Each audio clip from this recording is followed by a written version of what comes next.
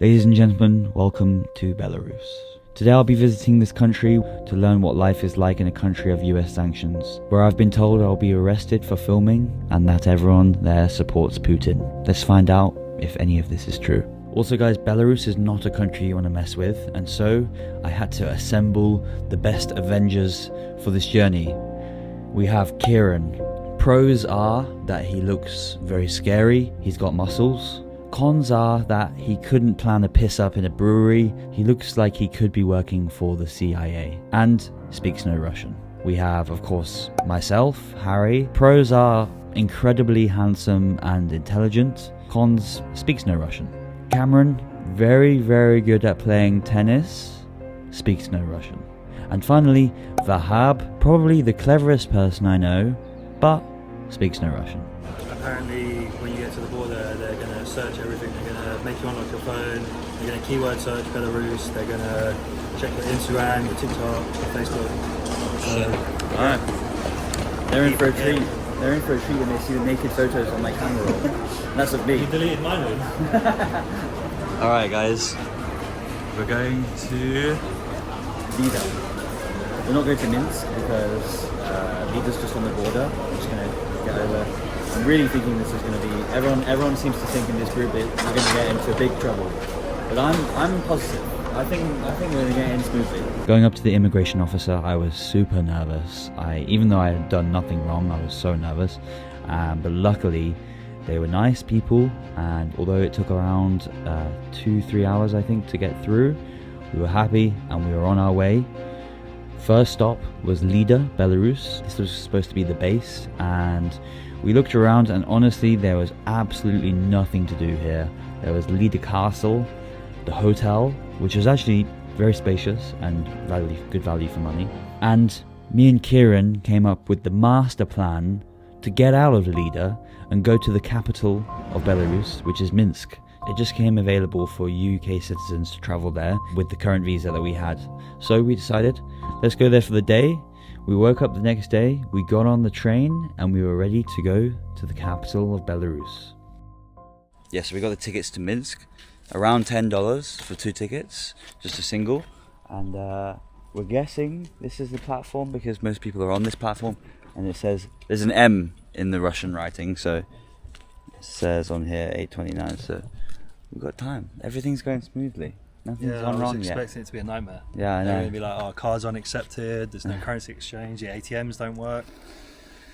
Yeah. It's going to be a good day. Things are going too smoothly for my liking. Something's going to go wrong soon.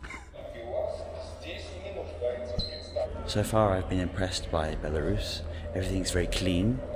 It feels like we've travelled to look like far back in time, like maybe 20 years back, but everything's nice, everything's clean. I'm getting the Americano. How are you? English? Small? Yes. Oh, you speak English, good. What is your name? Оля. Ona, please can I have 1 Americano? Amancajo? It's like 70 cents, less than $1 for a nice little coffee.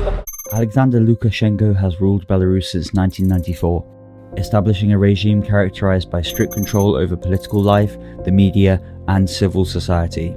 His government is often referred to as Europe's last dictatorship due to its repressive tactics. Despite numerous allegations of election fraud, Lukashenko has maintained power through several disputed elections. Notably, the European Union lifted some sanctions after the 2015 elections despite concerns about the regime's ongoing repression. The Belarusian government heavily censors the media and uses intimidation tactics against journalists. Independent voices are systematically suppressed, making it difficult for citizens to access unbiased information.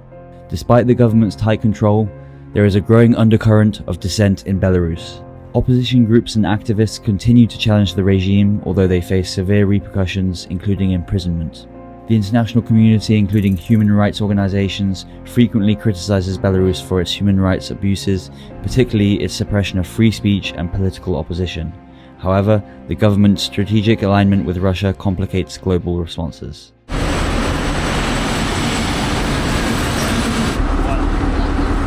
Thank you. Soviet train carriage. Oh, it's a Soviet train conductor's room.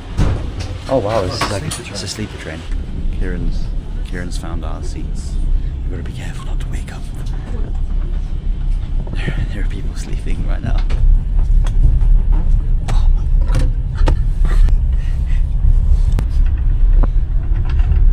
Gotta be quiet. Alright, 2 hours. I'm gonna have a nap, I don't know about you. Should get a beer. So we're like 2 hours into the train journey. I have to say, lying down is not as comfortable as it looks. Well, it probably doesn't look comfortable, and it's not. I can tell you. I can assure you it's not comfortable, but it's fun. Welcome to Minsk. So this is Minsk, guys. I'm struggling to say it. I keep saying Minsk instead of it's Minsk.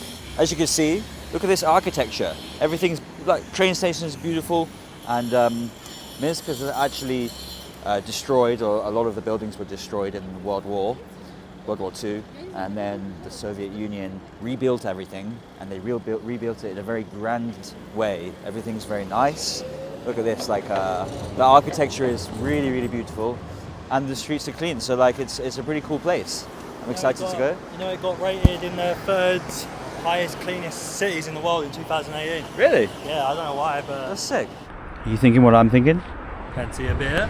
A Belarusian beer? A Belaruski beer? Did someone say? Hello. Привет. Belarusian beer?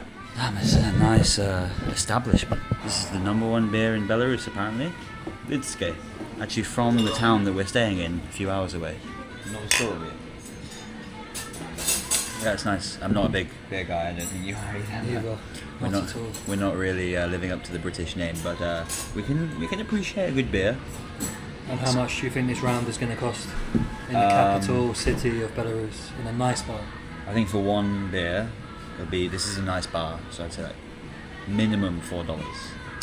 It's mad as well, because if you said that in London, minimum $10 for a beer in central London. Yeah, first impressions of Minsk has been really, really impressed, and I was just like, it's a shame that we don't speak Russian, because then we'd just be able to speak to people on the street, spark up a conversation and really get to know people. I feel like people are definitely closed off here, especially as they just get no tourists, but you really have to like kind of open them up and work with them, and I'm sure they're nice people. You can tell people are giving us directions and generally trying to help us, but it's just very hard when you don't speak much English.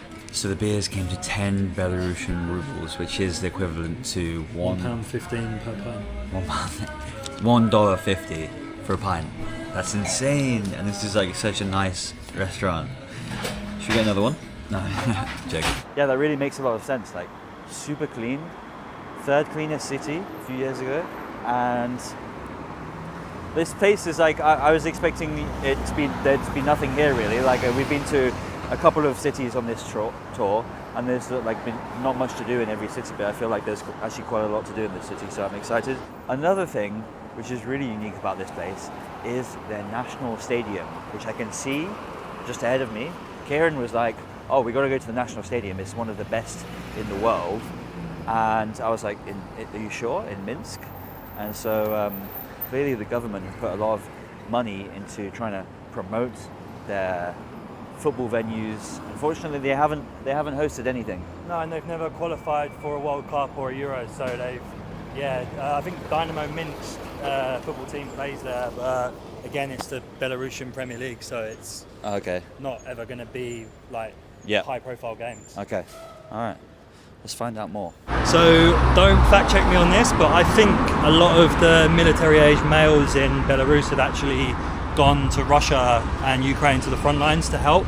Yeah. So I think that kind of explains why we're seeing so many girls, like probably like a 2 or 3 to 1 ratio for female to males. Yeah. I have noticed it. Also, what I've noticed, like, there are a few men our age, but they're dressed up in uniform, like army uniform. So there's only one thing they're going to do. It's crazy. Look at this stadium though. This is huge. So modern. Honestly, I'm surprised by Minsk. Really, really nice place. Look at this stadium here. Do you know if we can do a tour? Stadium tour? We go up there? Okay. Yes. Thank you. Have a good day. I've noticed that it's fair enough, but they don't like to say they speak English when they all spoke English. Yeah, like they speak good enough English for them to say so or no. Yeah. It's like if someone asked if I spoke Spanish, I'd be like a little, but I probably know about 5 words. You're fluent, aren't you? Poquito español. Oh wow, you got the accent nailed down. That's as good as your Russian, bro. Donde está el stadion? That's a London accent. Like London Spanish. Donde están Porto, mate? We snuck into the stadium. That's great. Nothing could go wrong. No way. This is insane, bro. This is incredible. Such a good start. I mean, beautiful day, modern stadium. Belarus have never qualified for anything. Yeah, so they've never qualified for a World Cup or a Euros. Have they even been in the Olympics? You never really see Belarus. No. Or if they have, I don't think they ever win like gold, silver, or bronze medals. But yeah, the fact that they've never qualified for a high-profile tournament means that this stadium never actually gets to be showcased. Dynamo Minsk also don't ever qualify for the Champions League or the Europa League, so I think the only matches that are actually played here are going to be their home games in the Belarusian Premier League, which is disappointing because it is a nice stadium. This is nicer than a lot of stadiums I've been to across Europe. Oh yeah. It's nicer than Aston Villa's ground as well. No, don't say that. That is wrong. I feel like out of all the European cities I've been to on this trip so far, that's like mostly in Eastern Europe, this is my favourite. And would you say this is like... It's in my top 5 European cities, full stop. I don't know Europe that much, but it's just nice. It's nice vibes, quiet, clean. I feel like people... I know what the comments go, oh Harry, you're getting paid by the Belarusian government. Shut up. No, I'm not. I'm getting paid a lot by them. No, I'm not getting paid by the Belarusian, I'm getting paid by the Russian. No, just joking, guys. I'm being deadly honest. Like, it's such a nice place. Like, I'm really enjoying it. Really beautiful, nice, easy, and I always take into like account the value of things. And if you compare this to anywhere, even Eastern Europe now, it's so much cheaper here. Like, it's also insane. They have the friendliest barman, as we just witnessed. Okay, yeah. People not so friendly, but like no different to Eastern Europe. I think this part of the world, people are just like, they're cold. That's just how they are. You just gotta deal with it. Also, guys, just as we head to the next destination, I want to explain to you how me and Kieran are getting around Minsk. Obviously, there's not a lot of English here, but we are able to get around because we have data on our phone, and I'm using Holofly eSIM to use data. So basically, we're able to go and find a beer, we're able to go and find food, and just take public transport, even just getting the train. None of this would be possible without internet, and without the internet we would be absolutely screwed, especially here in a non-English speaking country. Holofly eSIM is my eSIM of choice because they are so convenient. They provide unlimited data and it's so much easier. I don't even know where I'd go and find a physical SIM in this country. It's nearly impossible. So being able to have mobile data as soon as I arrive here in Belarus has been a game changer. eSIM has also got great support in case you have any problems, and they have service in over 197 destinations around the world. So wherever you're going, you can just download the Holofly app and you will have data as soon as you arrive in that country. Check out the link in the description below or the pinned comment. You can get 5% off if you use my code, and let's head to the next destination. We got the DoubleTree Hilton, and I'm gonna guess per night the Hilton 5-star. Yeah, 5-star, rooftop swimming pool, gym, 2 restaurants. I'm gonna go with $100. Close. 150. I'm going by pound, £120. So what's that, about $145? Wow. Around that. For a 5-star hotel? 5-star hotel. That's got to be some of the best in Europe. Actually, it is definitely best in Europe. Damn. Why are we not staying here? God damn it. Cameron. Me and Kieran were just walking along and we see this amazing Soviet structure. I'm not sure what it's depicting. I tried to find out on Google, but it's hard. And then there's a KFC below it. This is a juxtaposition showing the old and the new. Capitalism and communism meets once again. And then we have just lots of shops. Just goes to show the modern Minsk that we live in today. I've never seen anything like it. So Belarus is actually called the lungs of Europe, and that is because of their vast forest and trees. So thank you to Belarus for giving us this amazing oxygen that we take for granted. They've also got, what was it? Highest amount of bison in the world. Was that just a random fact that you knew off the top of your head? No, I read it. Ah, okay. That's pretty cool though. Have you even tried bison? No, never. Neither have I. Should we do it? Yeah, let's do it. Alright. So we are making our way over to Independence Square in front of us, which is a beautiful structure which shows and remembers the soldiers that fought in World War II against the Germans. Belarus joined the Soviet Union in 1922, and of course after the dissolution of the Soviet Union, Belarus then declared independence in 1991. So it hasn't been so long since they've been independent. And of course we now know that they do have strong ties with Russia still, but we're not going to talk about politics in this video. This is beautiful though. You see like a very nice roundabout formation. Me and Kieran have encountered our first problem. We can't use the metro. Cards don't work and there's no currency exchanges to change our euros into Belarusian rubles, so we're going to have to walk. Do you speak English? A little. Little bit English? A little. Can I ask some questions about, we are... Yes, we try. Okay. What is your name? Katya. Kasia. And where are you from? From Belarus. From Minsk? I live in Minsk 10 years. 10 years. 10 years. How is life in Minsk? Yes. It's okay? What would you say is best to do in Minsk? Best in Minsk? Yeah. Drinking vodka, party, or history? For me, history and nature in Minsk. Nature? Yeah? Yes. Okay, perfect. Is there lots of tourists in Minsk or not many foreign people here?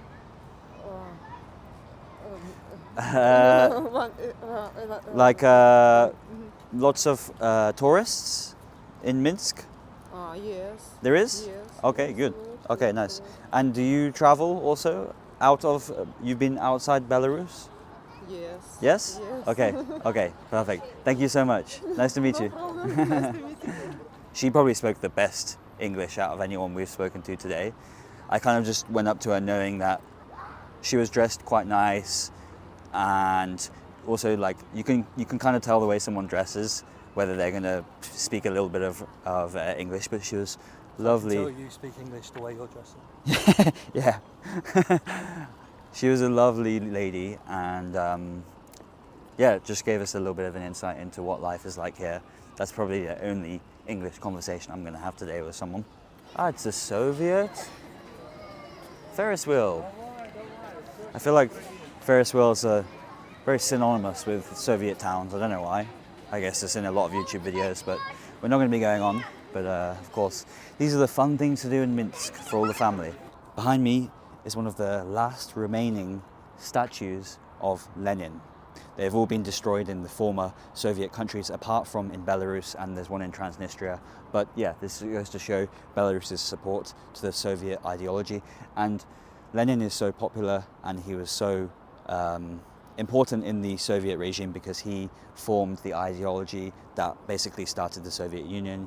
He was part of the Russian Revolution that led to the start of the Soviet Union, and a lot of his ideology was like the basis of the Socialist Party that the USSR was made out of.